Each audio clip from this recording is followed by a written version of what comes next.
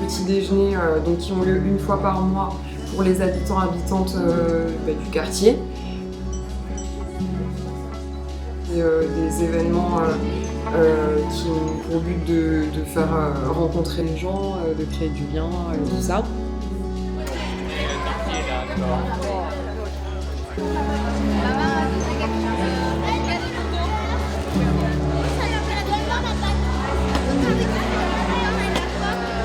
La MJC intervient beaucoup quand même pour motiver un petit peu les gens du village à sortir de chez eux, à sortir de leur zone de confort, et également pour créer des activités qui ne sont pas non plus communes à tous les autres villages et aux enfants qui peuvent se retrouver ensuite entre eux.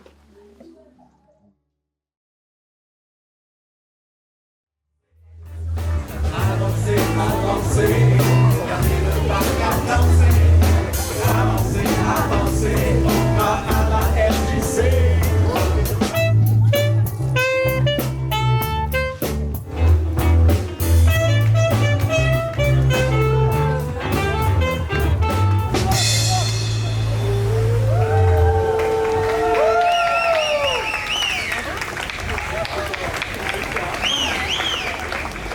Joyeux anniversaire, la MJC Roguet. Parce que 60 ans, ce n'est pas rien. On a eu envie de faire une représentation manifestive autour de l'éducation populaire. Ce qu'on est nombreux à défendre, et notamment dans cette salle, c'est l'éducation populaire. Alors, je dis tout de suite, l'éducation populaire a un problème. C'est son nom. Parce que si je vous dis éducation populaire, vous entendez tout de suite éducation du peuple. Vous savez, il y aurait une élite éclairée qui serait chargée d'éduquer le bas peuple. Non, ça c'est le trip de la démocratisation culturelle. C'est pas celui de l'éducation populaire. Non, l'éducation populaire, c'est une éducation dont la forme est populaire. C'est-à-dire qui se donne pour objectif de créer les conditions pour permettre aux individus de s'éduquer ensemble. Personne n'éduque personne. Personne ne s'éduque seul. Les individus s'éduquent ensemble par l'intermédiaire du monde.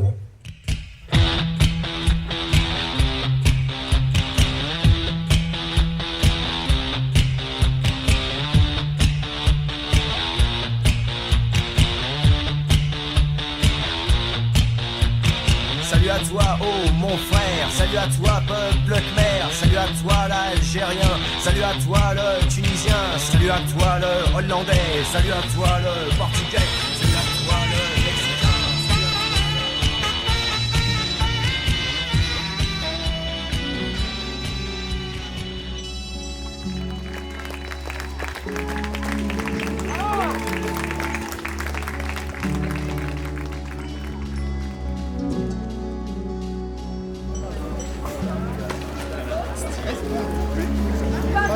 Alors, c'est plus vite, parlez plus fort, besoin d'une pause, restons ouverts, par ici, par ici. Pour un bénévole, sa MJC sur son territoire, c'est un espace de rencontre, d'enrichissement. Cette première rencontre ouvre bien des portes. Ils partagent et ont plaisir à se retrouver dans des occasions qui dépassent l'objectif premier de leur activité. Rapidement, la vie même de la MJC interpelle son adhérent. En cela, adhérer et vivre une activité engage.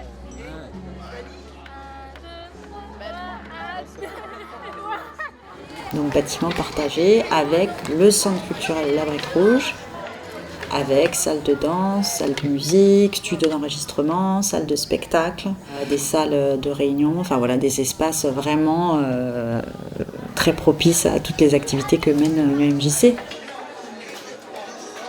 Voilà, et qui a permis de donner à la MJC un nouvel élan, quoi.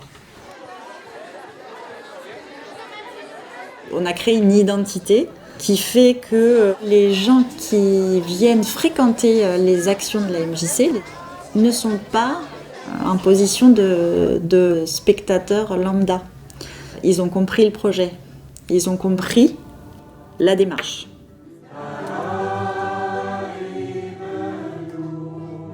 Je pense que nous, ça passe beaucoup par la relation et le fait de décomplexer les gens sur la culture, quoi, sur l'accès à la culture. On crée la rencontre et on est en position de médiation. Et c'est là que, du coup, il peut y avoir, tiens, moi j'ai envie d'être bénévole avec vous, je vous rejoins. Enfin, voilà. Comment c'est la rencontre qui crée l'implication, quoi.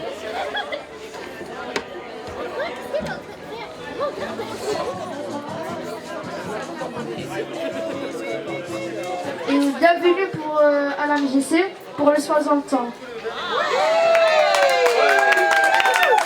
Joyeux anniversaire, MJC au Palo. Joyeux anniversaire, MJC au Palo.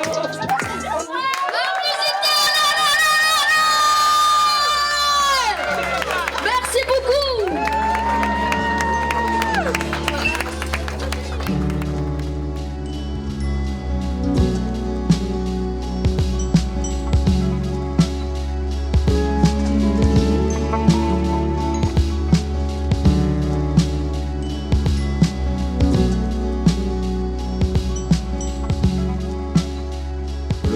De chaque individu dans la société à participer à la culture et pas simplement d'accéder à la culture.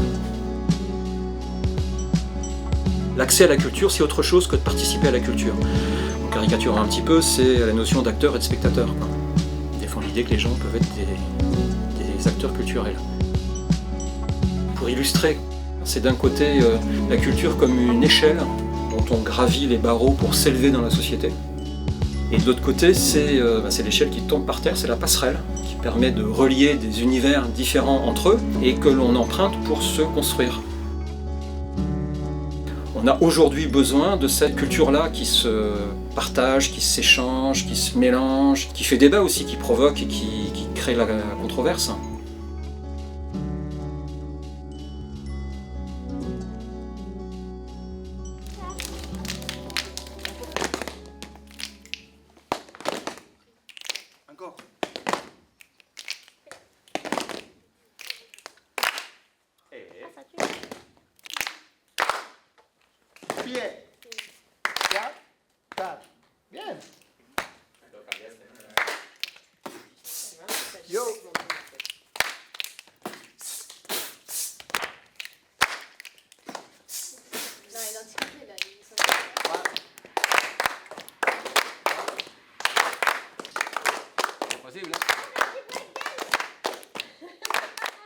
Ce qu'on va faire, c'est qu'on va construire 8 postures différentes, d'accord, en cherchant un peu la meilleure posture pour vous d'un cri de joie.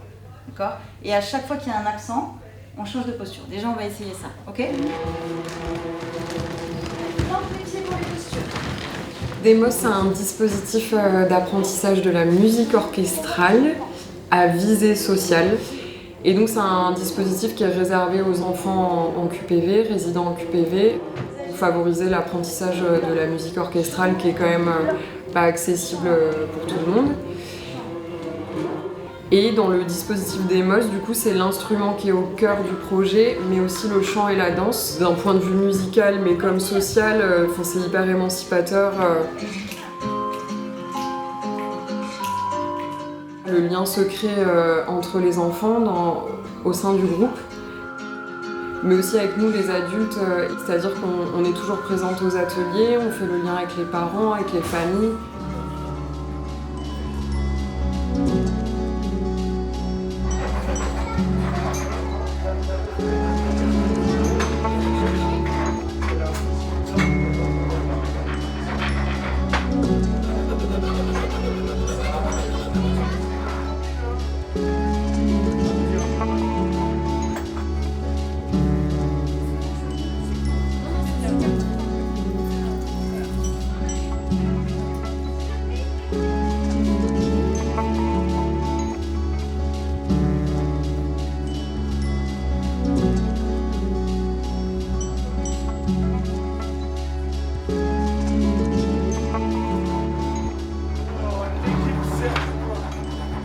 Fixez votre bâton à cet endroit-là et vous travaillez ici, il n'y aura aucune stabilité.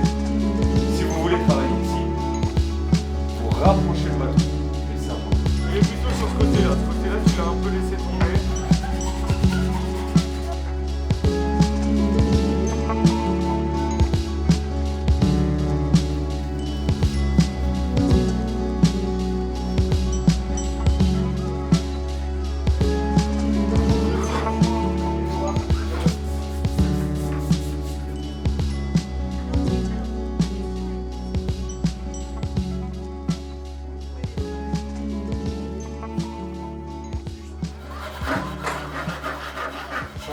faire là.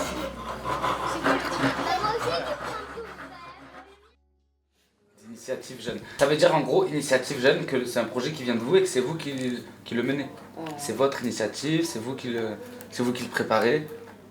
Vous savez tout ce que c'est un devis ou pas? Non. Ils vont nous donner un tarif. Notre projet de base c'était de sortir de la France.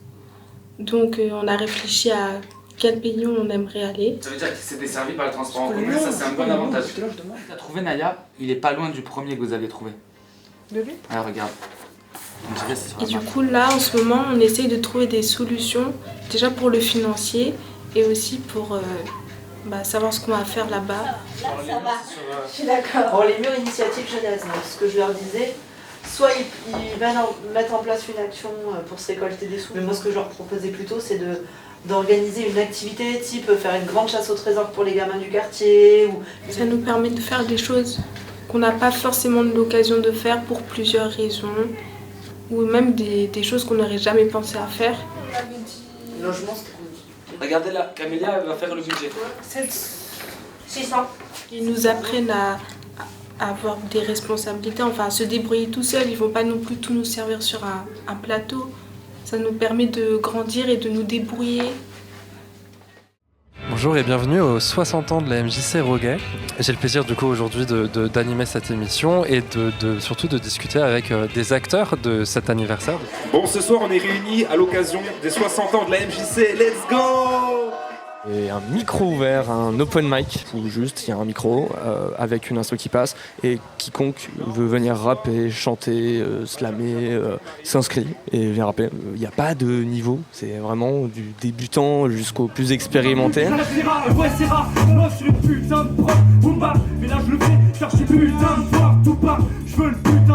Cette idée-là où il avait envie de pouvoir produire des concepts de rap audiovisuel.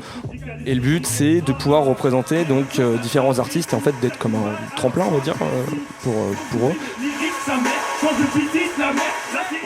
Pour parler un peu du dispositif de Jeunes Pousses, c'est un dispositif où l'idée c'est d'avoir des artistes de 16 à 25 ans et de les aider à développer leur art, développer leur capacité aussi d'autonomie dans la proposition de projets. Du coup, on peut voir là clairement un des résultats de cette confiance donnée aux jeunes artistes. La MJC, on est ensemble ou quoi? On est ensemble. Yes, on est ensemble. Osa, Toka. Petite, on a préféré me baigner dans le rock, mais très vite j'ai découvert des pépites hip-hop. Maintenant... Les Jeunes Pousses, c'est un dispositif qui fonctionne autour de l'idée de l'accompagnement de jeunes porteurs de projets, à investir ce temps de la jeunesse comme un temps d'expérimentation, pour être dans cette posture d'acteur, d'expérimentateur où on a le droit de se tromper, on a le droit de faire des choses gratuitement, quoi. J'ai besoin d'une feuille et d'un stylo. Je chante ce qui m'entoure. Je vois un fou sur l'échiquier qui se bat pour un roi qui s'en fout. J'ouvre le Mac, lance les premières tracks. Laisse des traces de doigts, les doigts sont gras. Leur permettre d'accéder gratuitement à des ressources pour faire toutes les étapes d'un projet, de la conception à la réalisation finale. Donc il fallait que nous, les animateurs, les animatrices qui interviennent dans le dispositif des Jeunes Pousses auprès de ces jeunes-là, ils fonctionnent d'une manière complètement différente. Et que leur légitimité et leur technicité ne soient plus nécessairement le savoir qu'ils ont eux-mêmes, mais davantage le fait de savoir comment savoir, de savoir quelles solutions lui suggérer aux problèmes qu'il rencontre, à trouver dans l'environnement.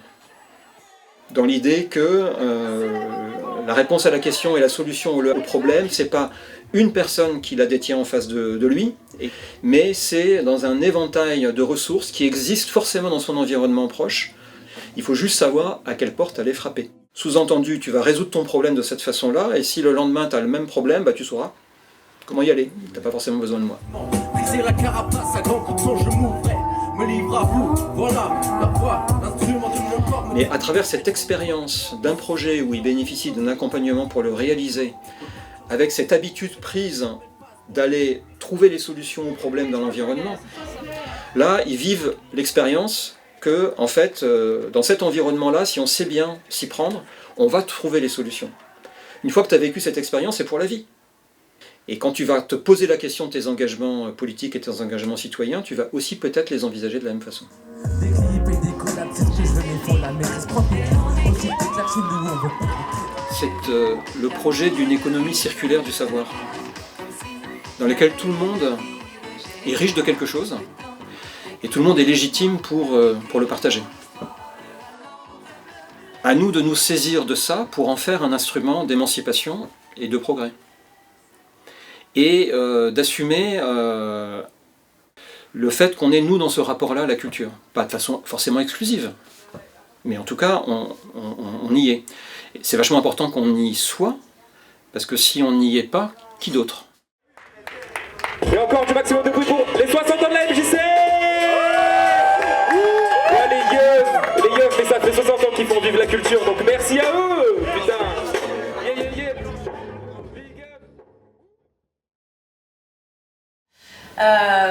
Alors, ce qui fait que ça fonctionne, c'est qu'aussi à un moment donné, on s'est mis d'accord sur les valeurs que l'on défendait. Et de façon coordonnée, on s'adresse, on est en capacité après de travailler avec le collège et on grandit ensemble dans le sens où on se structure ensemble. Au point de vigilance, points cruciaux, comment vous réagissez? Trouver ces temps où on peut se parler et où on peut se faire connaissance, découvrir aussi l'autre. C'est comment on construit l'espace-temps de l'interconnaissance, de la coopération, et comment on arrive à le mettre en place pendant le temps scolaire, en dehors du temps scolaire, dans des parcours. Mais des parcours, pourquoi faire? Autour de quels enjeux cruciaux aujourd'hui? Est-ce que nos métiers sont finalement armés pour cette relation-là, de l'inter-relation? Si le bien-être, le vivre ensemble, ils sont pas réalisés, si l'enfant, quand il sort, il n'est pas accueilli par une structure qui va lui permettre de faire plein de choses qui vont sortir de lui, on est bien convaincu qu'en fait, cet enfant, il ne pourra jamais apprendre. Entre le bien-être individuel et le bien vivre ensemble. Si ça se rencontre bien, c'est possible, c'est pas une utopie, ça peut exister. Il faut une sacrée volonté institutionnelle aussi pour que ça existe. Et la culture de l'agir ensemble, c'est-à-dire qu'à des moments, il y a quand même des situations où on agit ensemble, sur un parcours, une trajectoire, avec nos complémentarités. Et donc comment on comprend ensemble ce qu'est un projet.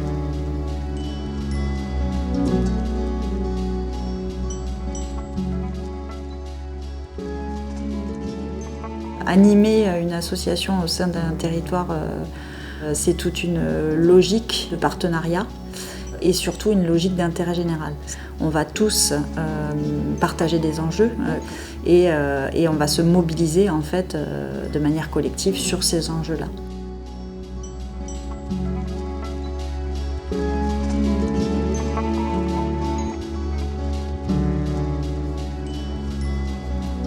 Cette soirée, elle est co-organisée avec l'AMJC Pont-Jumeau, avec la Fédération départementale des MJC de Haute-Garonne et le Ravive. On vous a concocté une petite conférence populaire parce que j'ai dit que ça serait un temps d'échange collectif.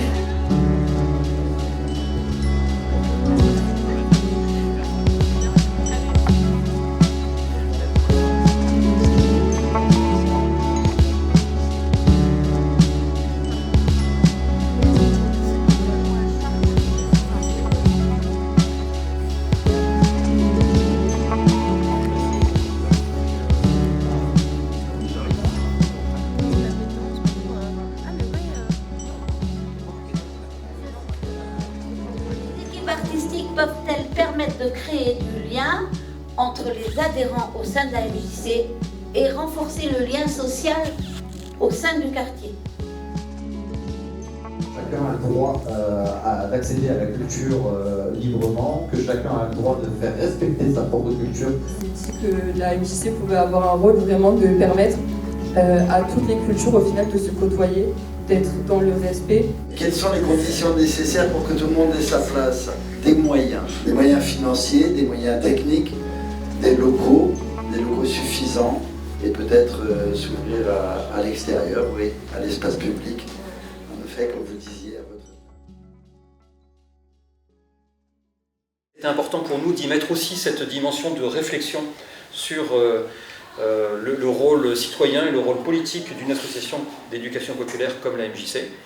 Alors on était parti sur l'idée au départ des libertés associatives, qui est à la fois une idée très intéressante, et on a été un petit peu heurté de plein fouet par l'actualité récente, l'actualité politique et citoyenne récente, et on a assisté à quelque chose d'assez inédit, à savoir un positionnement extrêmement clair et extrêmement assumé de la part du mouvement associatif en général et des associations d'éducation populaire en particulier, et bien de la même façon, dans le contexte de l'actualité politique aujourd'hui et des menaces qui pèsent sur la démocratie, il y a peut-être la nécessité de repenser aussi collectivement la façon d'être un citoyen, de se conduire en tant que citoyen. Personne ne peut dire qu'une MJC n'est pas là pour fabriquer ou consolider du lien social, c'est un truc bateau quoi. Et en même temps, quand on met le sujet sur la table et qu'on le décortique un petit peu, on arrive sur des notions d'engagement politique qui sont moins consensuelles du coup, mais qui sont intéressantes à débattre. J'aurais envie de dire qu'il faut valoriser les lieux de vie et qu'il existe tellement de richesses humaines quand on prend soin, qu'on prend soin des autres en fait et qu'on est dans la transmission, le partage, la rencontre. Ne perdons pas espoir, il y a encore des lieux où il y a des belles choses. Il faut continuer à multiplier ce type d'espace et une MJC, elle joue ce rôle-là sur un territoire. Je partage complètement le constat absolument dramatique de la situation actuelle. Et en même temps, notre responsabilité historique en tant qu'association, elle est encore plus engagée. On ne peut pas se permettre de rester silencieux et inactif face à ce défi-là. Et si existe dans un réseau comme le nôtre le débat sur les modalités de l'engagement, de toute façon, il y a forcément un engagement. Je comprends la menace de l'individualisme, du repli sur soi, de toute façon, on se sent en résistance. Donc moi j'ai envie de dire, c'est dire que les MJC, elles sont encore en résistance sur ces aspects-là et qu'il ne faut rien lâcher, quoi. Et surtout auprès des jeunes générations. Et c'est là qu'il faut être, il faut qu'on continue, il ne faut pas qu'on lâche, quoi. Cette génération de jeunes, il y a chez chacun ou chacune d'eux des vraies interrogations sur c'est quoi le sens de ce que je fais. Et si jamais le sens ne m'apparaît pas, ou alors le sens ne me convient pas, c'est forcément un sujet de discussion. Moi, je trouve ça incroyablement encourageant.